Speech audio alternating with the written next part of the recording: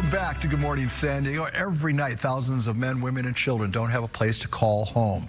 That's where the San Diego Rescue Mission steps in, and here to tell us more about it and the resources that they provide is CEO of the organization, a friend of KUSI, Mr. Donnie Dee. Mr. Dee, good morning to you. Happy New Year. Good morning to you. And the holidays don't make the situation get any better. I mean, in fact, you could argue that it makes it worse, right? Well, it does, not just because of the weather, but the holidays are a tough time during the year to be homeless. There isn't anybody that's sleeping in one of our beds that dreamed of sleeping in a shelter during Thanksgiving and Christmas. And so we have to deal with that whole emotional aspect of trying to care for somebody during the holidays. They get depressed, they get discouraged, and that's been a tough thing to overcome. Donnie, I often think, okay, what would it take for my life to get sideways? How many bad things would have to happen that I would be in need of your services?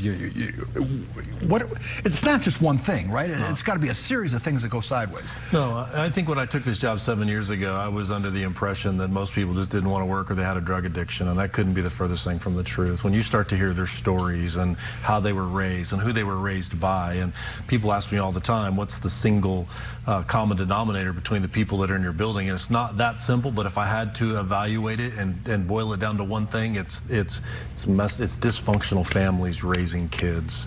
And these people that live in our shelters, many of them didn't stand a chance. And then coupled with that, they've made some bad decisions, which they would admit to. And so they find themselves spiraling out of control and end up on the streets. Because I know that you're of the ilk that, hey, okay, let's deal with this at the root. You know, the government wants to just build more housing. You want to deal with it at the base level, you know, drug addiction and mental health services.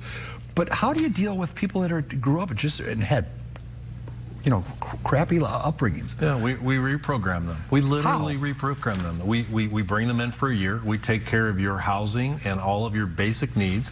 And your commitment to us is you're going to get up every day and you're going to work the program. And we're going to design a program around the issues of their heart. We don't believe that homelessness is just a housing issue. We don't believe that homelessness is just an addiction issue. We actually believe it's a heart issue. And when we can get in there and address the issues of the heart, the trauma, the dysfunction, the bad experiences, the bad decisions that have been made, then we can really put this person on a path. And we see it happening all the time. Last year, we got 1,771 people off the streets immediately and 331 people off the streets permanently. And 160 of the 331 completed the 12-month program, which is to say they're sober, they're housed, and they're working again. We know it works. We just need more of us doing the right things the right way to help people sleeping on the streets. You have to amplify that by a factor of 100, right? Or you do. And I think this whole inclement weather shelter program that the city's put together is a step in the right direction. But look, I mean, this is about more than just bad weather. I mean, this is about we should not allow people to sleep on the streets. It's not good for you. 624 people died sleeping on the streets in 2023, and I fully expect that number to be greater when the coroner releases his report in a month or two in 2024 than it was in 2023. We got to do some things differently. And I think as a society, we got to put a stake in the ground. You don't get to sleep on the streets. It's not good for you. We have to get you inside. And if we can get all the shelters working together and not so siloed, then I think we got a chance to put people inside, whether you like it or not so siloed? Well, the reality of it is, and I'm not just saying this on behalf of the San Diego Rescue Mission, I think all shelter providers are operating in silos. We're not working together. We do some referrals back and forth, but there's no sophisticated strategic way in which we're working together. We need to work together.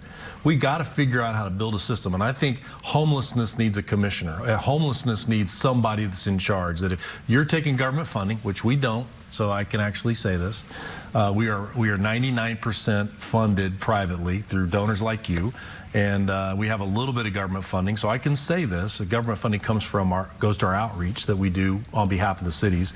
But I can say this because if you're taking government funding, then you should take instructions from somebody of what we expect you to do that's going to work together in a bigger system that's going to get people off the streets, period.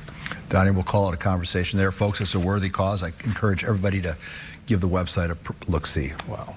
Right? Thank you, sir. Appreciate you Donnie being Dee, I look forward to our many chats this year. Me too. You know, one day I'd like to say, hey, Donnie Dee's out of business. One day I would love to say that we decreased our services, that we are downsizing because there are just not as many people sleeping on the streets. Amen to that. When would that be? Me too. magical day. When we return, the fog is grounding flights at the airport. When we come back, we'll talk about that and get your full forecast before we call it a morning right here on Good Morning San Diego.